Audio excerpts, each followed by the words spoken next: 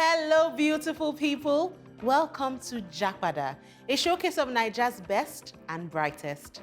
She's a certified screen darling. With credits across film and TV, it's safe to say she's part of Nollywood royalty. With looks as rare as diamonds and a heart and spirit rarer still, she embodies everything we love about our silver screen. Beautiful, bold, and timeless.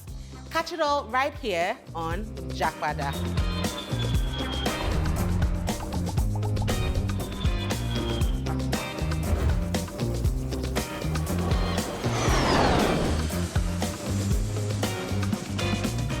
Welcome back to Japada.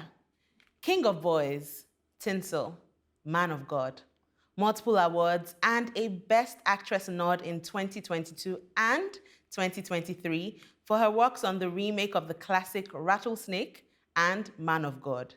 She is Osas Ighodaro. Welcome to the show. Hi, how are you? I'm good. I'm really good. How are you? I'm good. I'm good. I'm so happy that obviously you accepted our invitation. And I'm even happier that we're going to hear your story from your Japada perspective. I just love the title of this show. It's Right? just so cool. Yay, thanks. But now, before we get any further, let's talk about the beginning. You know, little Osas growing up. Yeah. What did that look like? What was your childhood like? Okay, well, at home, I was very rambunctious and loud and energetic and happy-go-lucky. Before I entered high school, I was all of that. And then some things happened to me and I had low self-esteem and my parents now decided to put me through pageantry and modeling to help my self-esteem grow and better that and put me through all of that stuff to increase my confidence. And that's where I fell into acting and the creative arts, and it certainly helped me and my confidence, but it also changed my life and the direction in which I was going to. Wow, so interesting. I mean, when you were saying that they put you in those activities to help your confidence, I was just thinking, it absolutely worked. Yeah. Because I've known you for a while, but I've never thought about you and thought not confident. You know, you always exude that you're here and you're meant to be here. And it's always very beautiful to see. And you emerged Miss Black USA in 2010, right? Yeah. The first Nigerian American to do that as well. That's right. Wow. So, I mean, even before you thought about moving to Nigeria, you were already shining.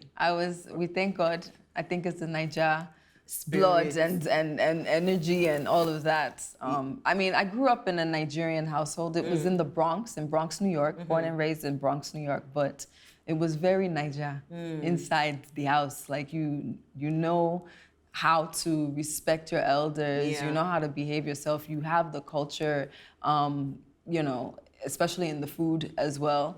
So yeah, it was beautiful having the balance of culture and then living in the States as well. So all the while that you were growing up in the States, did you visit home often? I remember visiting when I was about 5. Okay.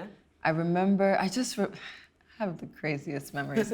So before I came when I was in high school and college and all that, I remember my experience with coming to Nigeria was vomiting on the plane. And then going from the airport and going on a long trip. Like I hated this part because it was a road trip from Lagos to Benin. And it was like at that time, because the roads were not good, it was like a 10-hour journey. Yeah. It was that, and that was at that time. So yeah, that was my memory. Before I now got older, I was in high school and college, and then that's when I returned and I had a different experience. Yeah. So if you could describe the different experience that you had in 3 words, what would those words be? So not quite as much of a difference. It was when I came back and I was offered a role on Tinsel that difference. That there was a clear... Yes. Okay. Because now when I came back when I was in college, when I was in college, I came back and it was still Lagos back to Benin, but it was a shorter amount of time. And it was grandmommy's house. So that was all I experienced. It was just Lagos airport, and then grandmommy's house in Benin, and that's all I knew until I was offered the role on Tinsel. And then you started to have a fuller Nigerian experience. I can't wait to get into it. Let's go back to your time in the States and your university education. Yeah. So you studied both journalism and theater.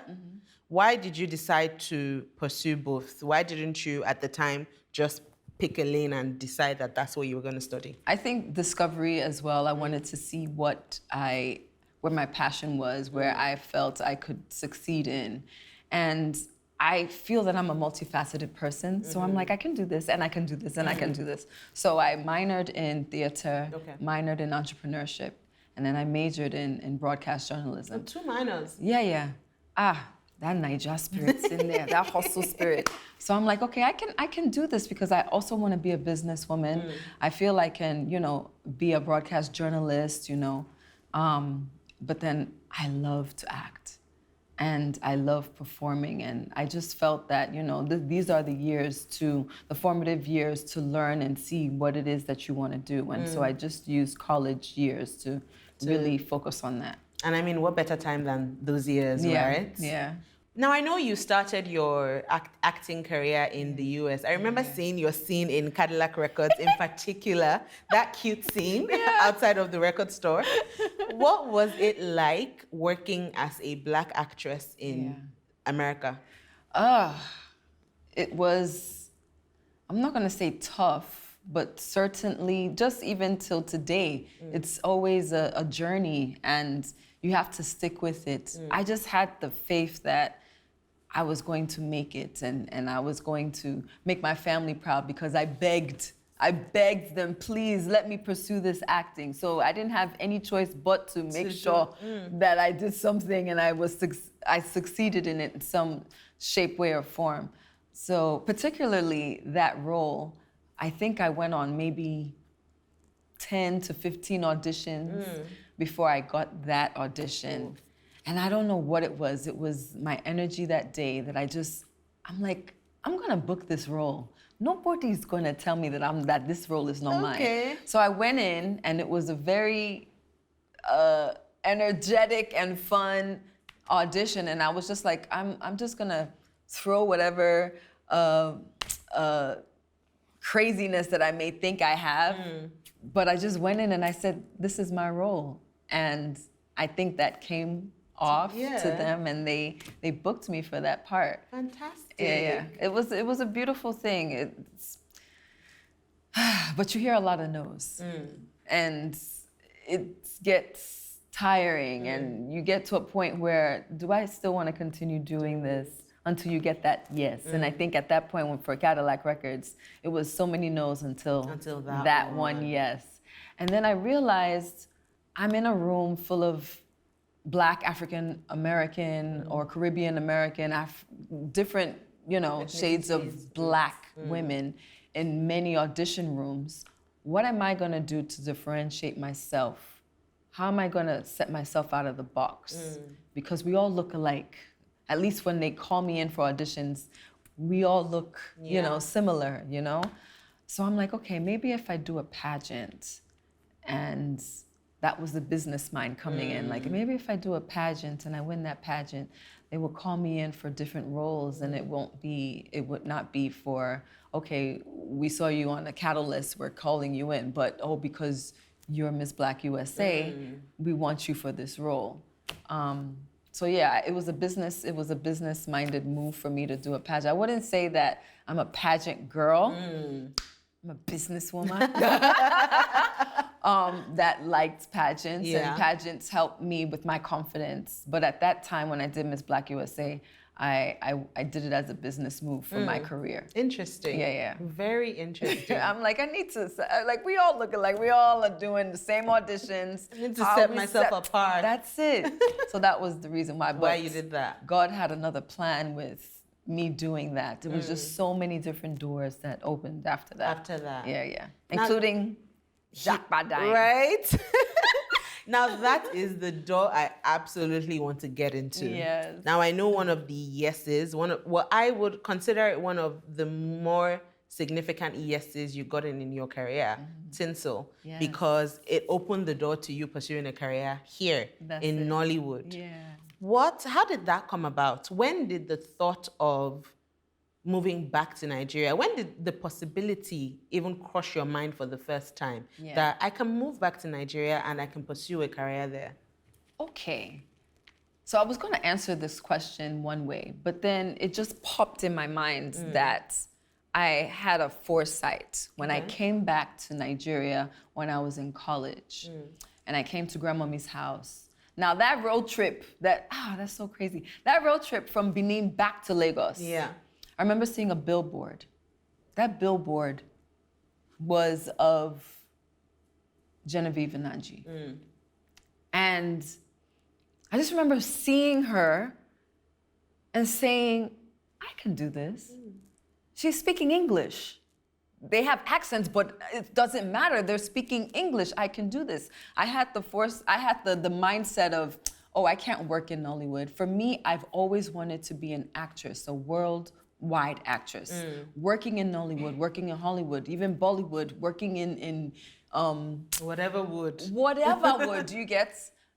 But I wanted to act all over the world. That was my dream. That is still my dream, you know? So, but I threw out the idea of working in Nigeria or in Africa because I have an American accent and I don't speak the native language, so they wouldn't connect with me until I came back and I saw some Nollywood movies while I was around, and I'm like, wow, they're speaking English. Yeah. And then I saw the billboard of Genevieve, and I'm like, oh my God, she's a star. She's beautiful.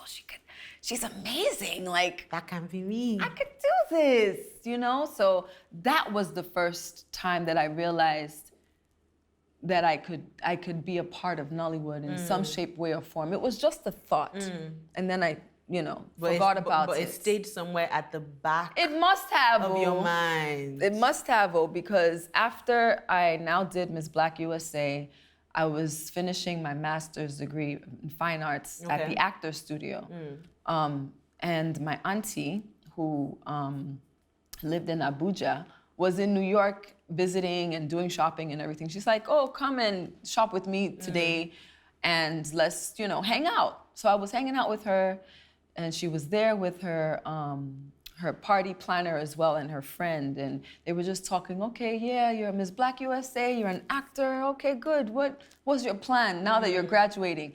And I'm like, well, I'm gonna move to Los Angeles, I'm gonna do soap operas, then I'm gonna do television and movies and then be a big star, and that's the dream. She's just like, oh, okay, that's nice, good for you. But, the industry is growing in Nigeria. Have you ever thought about actually coming back and, pursuing this career in Nigeria? And I'm like, I don't know anything in Nigeria. This is years later after that thought seeing Genevieve. Yeah. This is years later, and I'm like, I don't really know. They started asking me, do you know Bella Naija? Do you know these different blogs? Do you know these different shows? Do you know anything about Nigeria and Nigerian culture and the entertainment industry?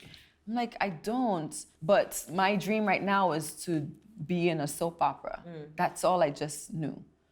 Because I had a vision board and I saw different people's careers and journeys, and they started in soap operas. Then they did television, then they did film. So I'm like, okay, let that be my journey, let me do that.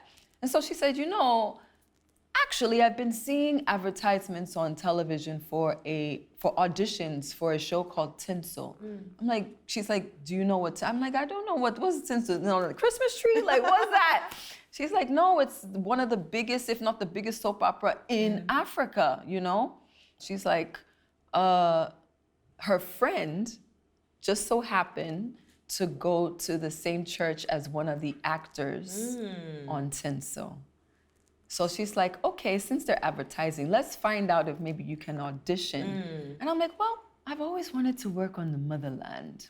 And I'm graduating, so I don't have any responsibilities or anything. So let me just go. Why not? I'll audition, no problem. And long story short, I auditioned. I thought I had to come. They're like, just put yourself on tape and email it to us. I did that, and they loved it. And they're like, okay, we'd love to offer you a role on this show called Tinsel, and it would be a 6-month contract. And I'm like, oh my God, 6 months? That's long. It's been over 12 years now that I've been back. It was supposed to be 6 months. I do 6 months and then I go to Los Angeles. That was the plan. But then I came and I felt the energy and I saw the people and I loved the people and I loved the culture and I loved everything. And just before that, I spent about a month in Los Angeles and I just felt jaded. I didn't know what it was, but energy is very big to me.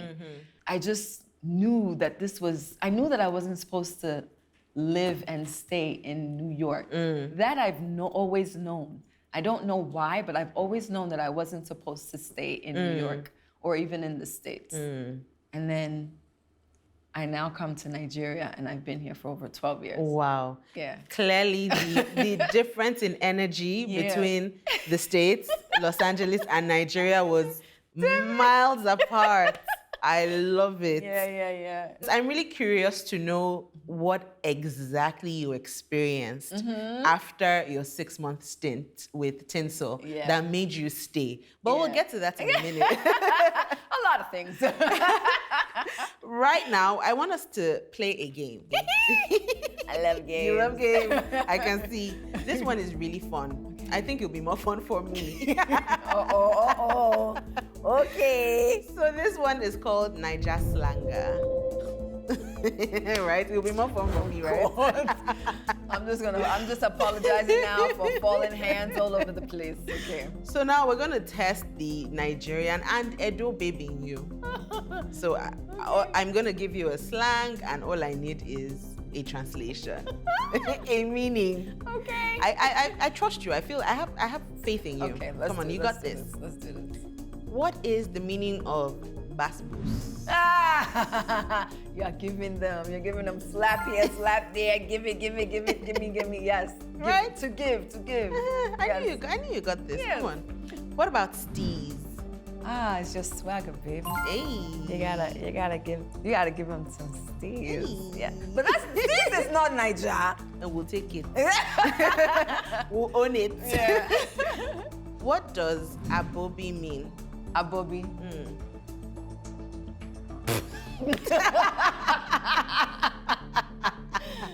It's the silence. Exactly. It's the silence for me. Abobi means boy. Boy, that's why.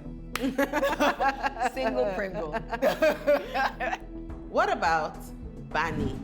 Bunny. Ooh. Bunny. Let me give you a little hint. If it's not a boy, it's a... Oh, it's a girl. Ooh. It's a girl. And you are, Osas is a... Bunny. Hey! Mafo. Oh, these are slangs? These are slangs. These are slangs. Mafo. Is it it's not a food. Let me not even ask. I know it's not a food. I don't know. But wait, if it was a food, what kind of food do you think that would be?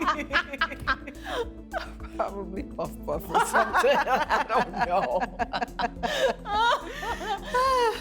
Mafo means don't be scared. Don't worry, don't be scared.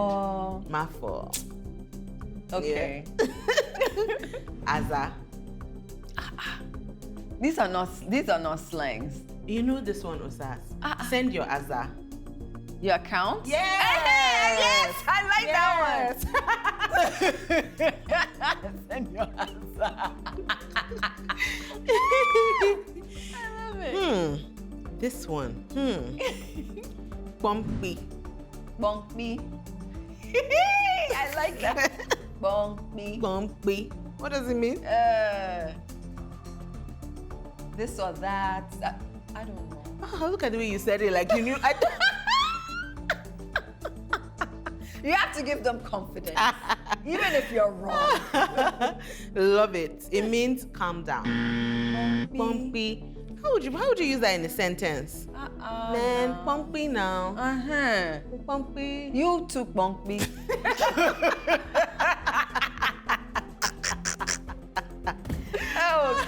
I hope I'm not falling hand all over the place. Goodness. We have just 3 more. What?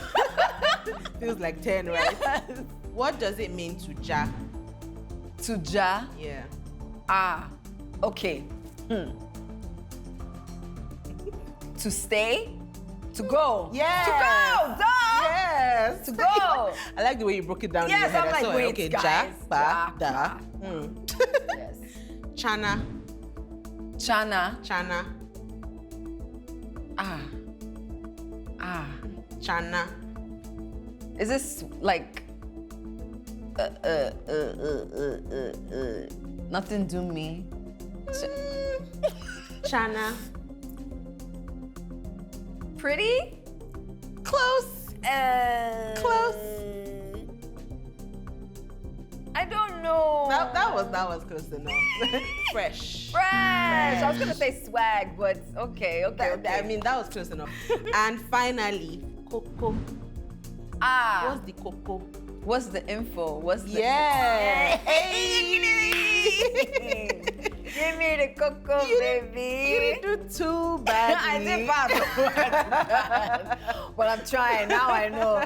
You did good, Rich. You guys clap for me now. Hey. Well done. You are a certified Niger Edo babe. Bank me. But you're... See? Oh my goodness. When we come back, I will still be right here with Osas Ighodaro, and we will be talking everything since she returned to Nigeria. So, Pumpy, we'll be right back.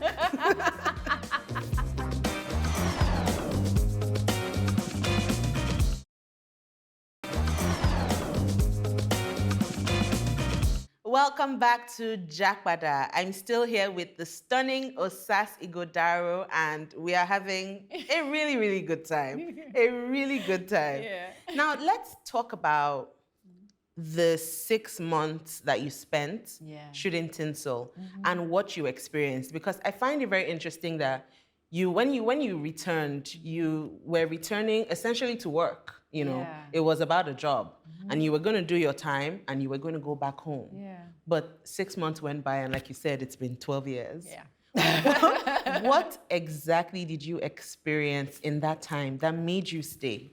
Oof. I experienced being a working actor that I craved for so long, because it was, like I said, audition after audition after audition after no's, maybe a yes here, no's. It was scanty. It wasn't being a consistent working actor. Just made me feel like I'm on top of the world, because seriously, it's about one to maybe 3% of actors that are actually constantly working. So I was really grateful for that opportunity. Then it was the weather. I was born and raised in New York. It wasn't my choice. But ever since I was young, I always remembered that I hated the cold. I hate the cold. Like, now as an adult, why would I now spend money to go someplace that's cold? Uncomfortable. Nah, homie. So the weather also sold itself. It was my weather, my kind of weather. And I think weather also tells on people's moods. Yeah. I was just excited and happy and energized. You came more alive. Yes. So the weather did a lot for me. Man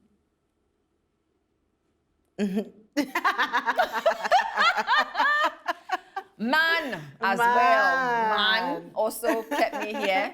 So I was also in a relationship at the time, and that's what kept me here. So relationship, me and work. And the weather. The weather and music. Well, that's interesting. Ooh. Nigerian music. I didn't know what it was.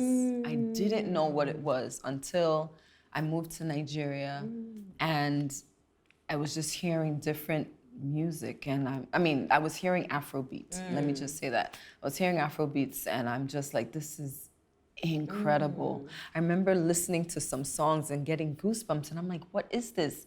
And come to find out, these were hits. Nobody needed to tell me that these songs were hits. I loved them so much. So that was another reason why it was easy for me to say, you know what, I'm gonna stay. And then on top of that, they're like, okay, we want to extend your contract. Would you be open to? Yes, I would like to stay. What am I rushing back for? I'm working here. You know, so many opportunities are coming, one thing after the other, because it didn't stop at tinsel. Other things came up too. Yeah. So I'm like, you know what, I didn't know what the future held, but I also, I see myself as a gypsy as well. I'm good with moving and traveling and going where the vibe is, going where the work is, going where the spirit leads me. And that's what it's been like for me. For you. Yeah. Beautiful. Yeah. And it makes absolute sense that music played such a strong role because you love to dance. I love to dance. And there's no better music to dance to than Afrobeat. Hello. Hi. I keep telling people, there's nothing like it. Right. Yeah. What would you say, would you consider tinsel your breakthrough role? Or is there another role that you consider your I have arrived moments? No, it was a few, but definitely tinsel. That was where I realized that, you know, people recognize you for the work that you do. And it felt great, you know, to be from audition to audition to audition and tons of no's to finally getting a role on a very prominent project and people recognizing you and appreciating the work that you do. It was definitely a breakout role for me, especially in Nigeria and Africa. And then having the opportunity to now, what increased that to another level I didn't expect was when I became the host of Maltina Dance Off. Yeah, I remember that. I was like, whoa. I was just happy to, you know, be called in to audition, and they liked me, and they're like, yeah, would you be interested in doing this? So it was that after, not even, I did it while I was still on tinsel. So it was that, and then doing my first film, my first Nollywood film, and you know, it was just one thing after the other. So yeah, definitely tinsel helped open many doors, and I'm very grateful for the show. Beautiful. Yeah. How did it feel letting go of, because I mean, the US was your home, right? Yeah. And it was familiar territory. How did it feel letting go of the familiar comforts in the US and even leaving your family behind, moving here? How did that feel at the time? I don't think there was ever a time that I'm like, oh my gosh, I'm moving away, and I like, seriously, I have the spirit of a gypsy. I move with the spirit. I move where the beats and the vibes, like I'm open to the world. I feel like I'm a world citizen and the world is my home. So I'm ready to explore everywhere. I'm still like that, you know? Yeah, I never got that feeling of, I miss home, I love. No, I can get on a plane and go back. And then I'll come right back again. You'll come back. Yeah, so it wasn't like, I just feel like you're never stagnant in one place. If you miss some place, go visit. And then you can always come back. Go wherever you feel like you want to go. And as I'm saying this now, I'm grateful that, you know, I have the opportunity to do that. Yeah, I use it to the fullest because it is a gift. It is a blessing. So yeah. So all in all, you would say, I mean, all things considered, Nigeria has been good to you. Very, very good. Beautiful. Yeah. On that note, there is something that we like to do here. It's called the Japada checklist. Don't worry, it's not another game. I just skipped through the other one. No. So this is called the Japada checklist. Okay. And it's basically for people like you that currently live abroad or maybe moved abroad and are considering coming home. If you were to create a checklist with advice for them, so things they need to consider, some things they need to bring back, things they need to absolutely leave behind, what would be on your Japada checklist? I like this question a lot. I would get a lot of emails saying, oh, how I have inspired a lot of people from the States to come back home just because I was able to do it, you know. Number one, you have to be open. Take the comfort out of your mind.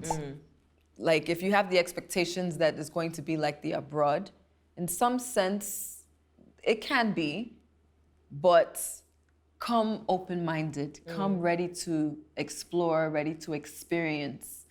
Another thing, when people ask how, like for instance, if I'm going on a set, how is Hollywood different from Nollywood? And I would say the work ethic is there. If not, we have more work ethic in Nigeria than otherwise, because of the environment that we're in. Most people would say, oh, I'm not working under these conditions. But here, you gonna get this shot done. Whether it's raining, whether there's generator, like we make it work, you know, it makes you have tough skin. I think you'll be able to conquer anything if you're just, again, open-minded. Just be prepared. I guess that's it. If you just come open-minded, ready to just take on the world, then anything is possible. It's possible. Yeah. Come open-minded and anything is possible. Yeah. You heard it straight from the horse's mouth, and I hope you are taking notes. When we come back, we'll still be right here with the Osas Ighodaro, so don't go anywhere.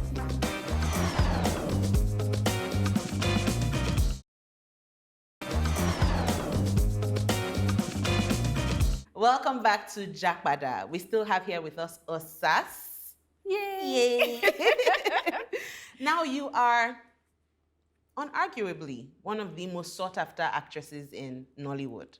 Amen. Well, amen. But I mean, yeah. How does that feel? Like I said, from going from no to I'm not available, or I don't really connect to that script, to now being able, having the opportunity to be able to pick what projects I want to be a part of is truly a blessing. It's the journey that I've been on. There's always a time and a season for everything. Yeah. And now that you've asked me, I sit here and I think about, it's been a long time coming, and I've dreamed about this. So I don't take it for granted. I love it. I'm grateful. I'm appreciative. And I just want to not get in a place of being jaded or being that, oh yeah, I have people coming and knocking at my door to come and give me script. I'm grateful.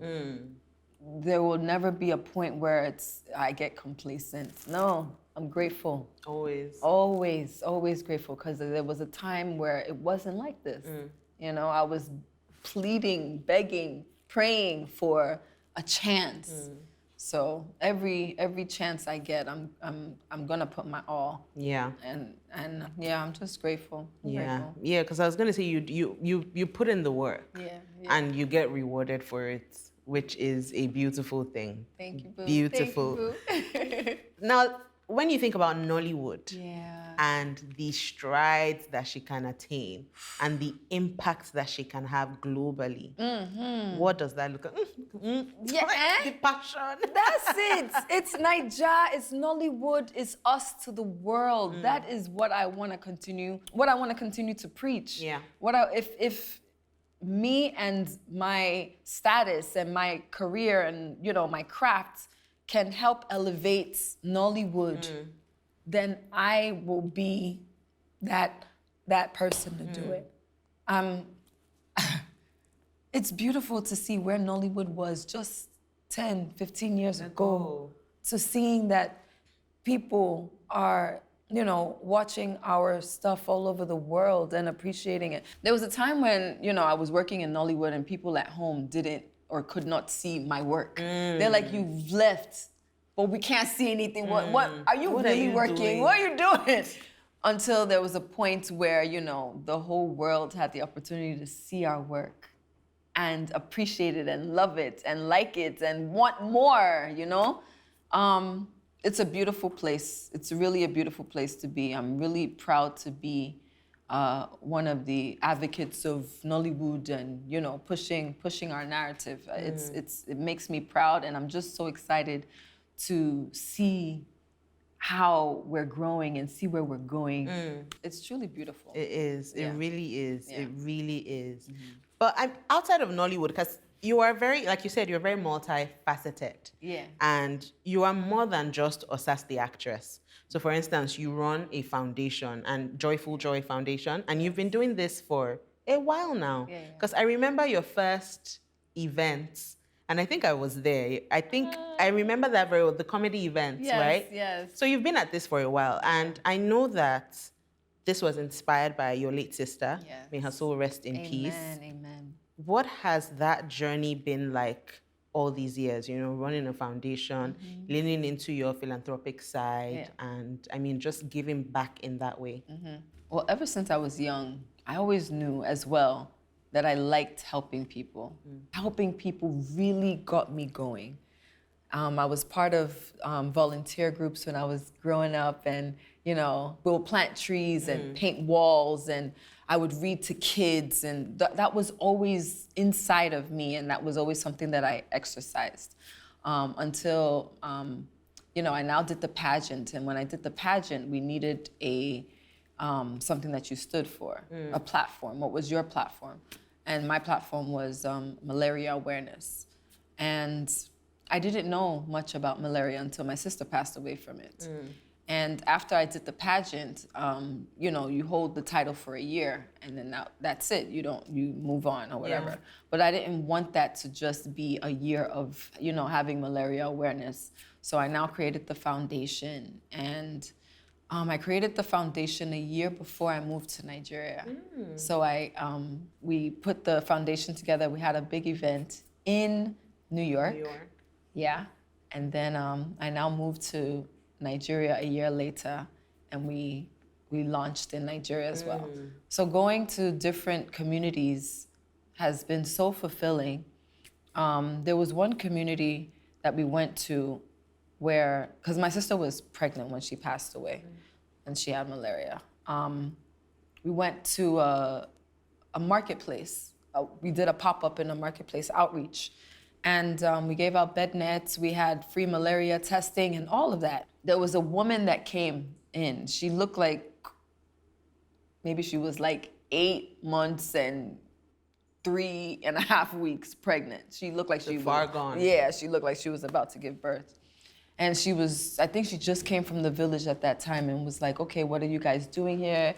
You're doing free testing, may I get tested? And come to find out she had malaria.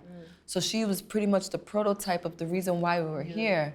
So you're getting help, you're getting medication, just so that we're able to, you know, you're getting saved. And that just put in perspective for me what I'm doing and what the foundation is doing is on time. You know, it's a lot to put a foundation and be consistent the way that we've been. Launched in 2012 in New York. 2013 we launched in Nigeria. Wow. So to consistently give back. There are times where the comedy event that you're speaking about, that's our fundraiser event, Laugh Fest. And it's difficult putting an event together. It's strenuous as well. So there are points where we don't have the fundraiser, but we've come with this mission of we're gonna help a community every month. So a lot of the times, these funds are coming out of my pocket. And it's hard, you know, being a single mama and, you know, still, you know, making sure that this foundation is being run is something that holds very close to my heart. But yeah, it's for the people, it's to help people, and that's what is so fulfilling. And I'll continue to do it as long as I can. I absolutely love that. Sounds to me like alignment in action. That's it. And Yeah. it's such a beautiful thing. Yeah. What is the name of the foundation? It's called Joyful Joy Foundation. Can I tell you a little story about the name? Please. Okay. Wow. Every time I think about this, it gets me a little emotional, a lot emotional, but yeah. So the name of the foundation is called Joyful Joy. My sister's name was Joy. And the reason why we decided to call it the Joyful Joy Foundation, I don't know if you know the gospel song, Joyful, Joyful, Lord, we adore thee. Yeah. So one of my most favorite movies, because it represents me wanting to get into acting. It represents me seeing youthful characters that I could relate to. Because, you know, growing up in an urban community, we saw that in Sister Act 2. So we launched in New York, and we decided to call it Joyful Joy because my sister loved that song so much because she's like, oh, they're singing about me. So my dad took us to go and watch Sister Act 2 in the movie theaters. And my sister was like, okay, they're singing about me. And I'm like, they're not singing about you. She's like, they're singing about me. It's my song. And so because malaria awareness was something that I needed to speak about and do stuff about based off of what I went through with my sister, we decided in her memory to name it the Joyful Joy Foundation. Now, when we launched, I hosted the launch in New York with AJ Calloway, who was the host of 106 in Park. Yeah. So I hosted with him. I told him the story of how we came up with the name and everything and how much I love Sister Act 2. The very next day, AJ Calloway calls me. He's like, I have a surprise for you. I want to introduce you to someone. The next day was Labor Day weekend in New York, in the States. So it was, people were having picnics and all of that. I now get to New Jersey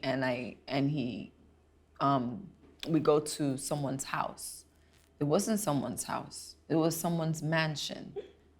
He introduces me to two people, Lauryn Hill and Whoopi Goldberg. No.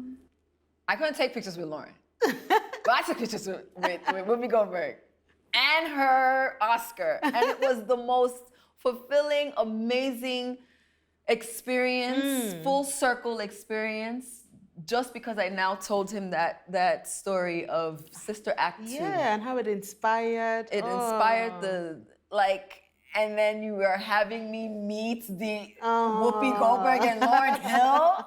Ah, my goodness, I couldn't, even till today, I still can't get over that experience. I can only imagine. Yeah. Ugh. Yeah. I was just like, wait, where am I going? Whose mansion is this in New Jersey? Like, what? Wow. It's Whoopi Goldberg. And she was so kind and so cool. And I held a real Oscar. You know, it was beautiful. And then I met Lauryn Hill too. I'm like, what? This is my life. Love it. Love it for you. Love it. Yeah, it was beautiful. It was a beautiful experience. Love. Yeah. Another thing that you do that I love as well is you've been consistently going to fashion weeks around the world. Oh, yes. Yeah, you would love it. You would love it.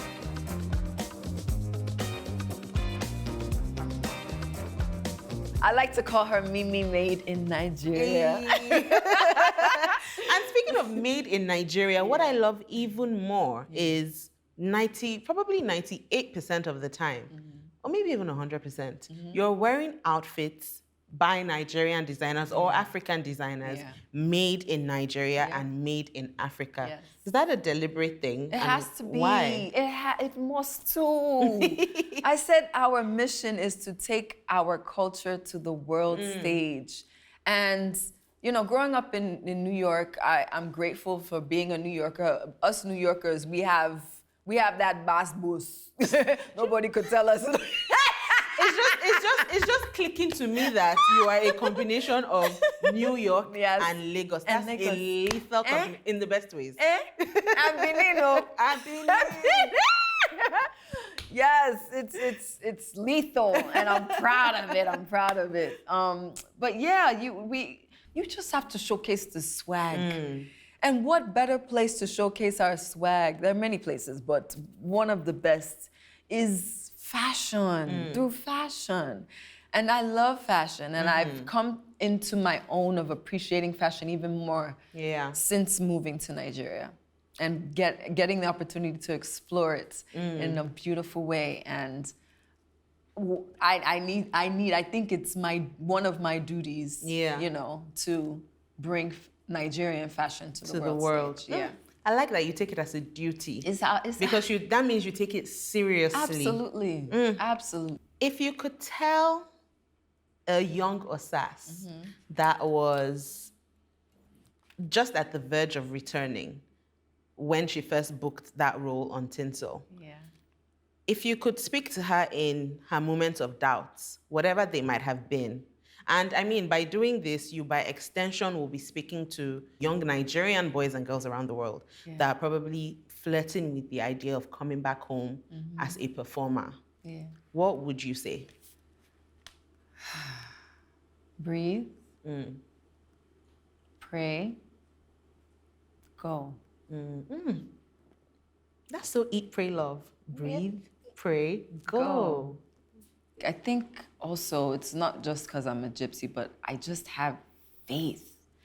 And that's something that I'm grateful for. Having faith as small as a mustard seed is something that has taken me to so many places. I don't know how I'm gonna do it. I don't know how or if it's gonna get accomplished, but just have that faith and God will lead you. That's how I've been moving, honestly. I didn't know what the plan was. I didn't know how it was gonna work out for me, but I just knew that God would put me in these different situations to get to where I am today. And I have the vision of success. I have the vision of making my family proud. I have the vision of being an inspiration. Those are the visions that I have within myself. So there's no other way but to have faith that that is going to happen. God put that in my system, put that in my spirit. So I would not be doing justice to what God has given me if I don't pursue it, if I don't step out on faith and step out on knowing that it's gonna happen. It's just on God's time. So breathe, pray and go and be patient too. Be patient. I love the disclaimer. Be patient. Be patient. I mean, you've been here for 12 years. It's been a beautiful journey. Yeah. If you could turn back the hands of time, would you do anything differently?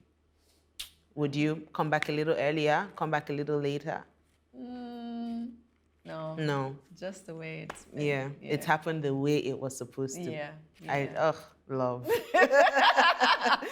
Now let's visualize. Okay. Let's dream a little bit. Oh, I love to dream. I love it. I love it.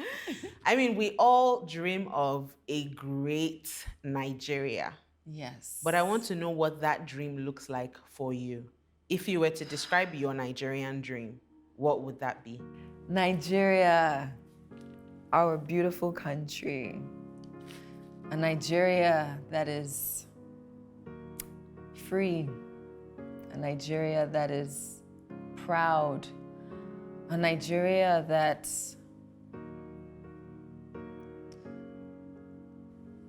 doesn't stand down to anything, that is proud of who she is anywhere she goes. Nigeria that sticks together, Nigeria that pushes one another, Nigeria that doesn't give up. A Nigeria that knows that we are one.